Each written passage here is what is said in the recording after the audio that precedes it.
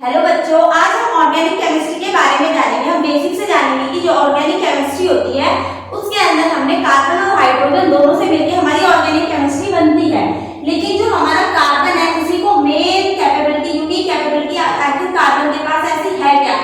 Simply हम ये नहीं कह सकते हैं कि किसी भी रिएक्शन की करने के लिए या कोई भी फॉर्मूले के लिए ऑर्गेनिक केमिस्ट्री जरूरी है, जो कार्बन है वो जरूरी है, ऐसा नहीं होता। जो कार्बन होता है उसके पास क्या है, मैक्सिमम कंपाउंड में जो कार्बन का ही यूज किया जाता है, हाइड्रोजन का यूज किया नहीं जाता। ऐसा क्यों होता है? क्योंकि जो कार्बन होता है जिसका एटॉमिक नंबर 6 और मास कितना होता है 12, कार्बन के बहुत सारे इलेक्ट्रॉन भी होते हैं 2-3, वो अभी साइड रखते हैं। जो कार्बन है उसके पास क्या होती है, एक यूनिक कैपेबिलिटीज होती है जो हाइड्रोजन के पास नहीं होती है।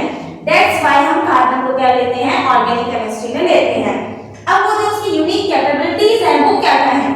फर्स्ट क्या है, जो कार्बन होता है वो एक लंबी चैन बना सकता है, मतलब कि जो कार्बन है वो बहुत लंबी चैन बना सकता है आपस में, और वो ब्रांच स्ट्रक्चर भी बना सकता है। इस तरीके से भी जो कार्बन है आपस में जुड़ सकते हैं, वो रिंग फॉर्म में भी आपस में जुड़ सकते हैं।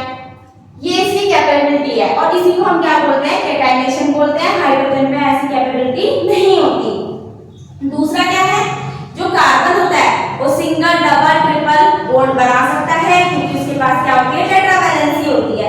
लेकिन जो हमारा हाइड्रोजन होता है उसी के पास क्या होती है, खाली एक ही इलेक्ट्रॉन होता है, तो उसकी एक ही वैलेंसी होती है। इसलिए हमारा जो कार्बन है वो यूनिक कैपेबिलिटी रखता है, हाइड्रोजन यूनिक कैपेबिलिटी नहीं रखता। थर्ड पॉइंट क्या है, जो कार्बन के बॉन्ड फॉर्म होते हैं वो क्या होते हैं, स्ट्रॉन्ग होते हैं। हाइड्रोजन के बॉन्ड क्या होता है, स्ट्रॉन्ग नहीं होते हैं। कार्बन के बॉन्ड स्टेबल होते हैं, हाइड्रोजन के स्टेबल नहीं होते हैं।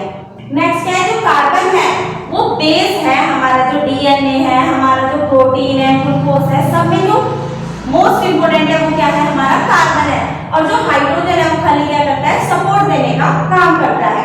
इसलिए जो कार्बन है उसके पास क्या होती है, यूनिक कैपेबिलिटीज है। इसलिए कार्बन को ऑर्गेनिक केमिस्ट्री में इंपॉर्टेंट माना गया है।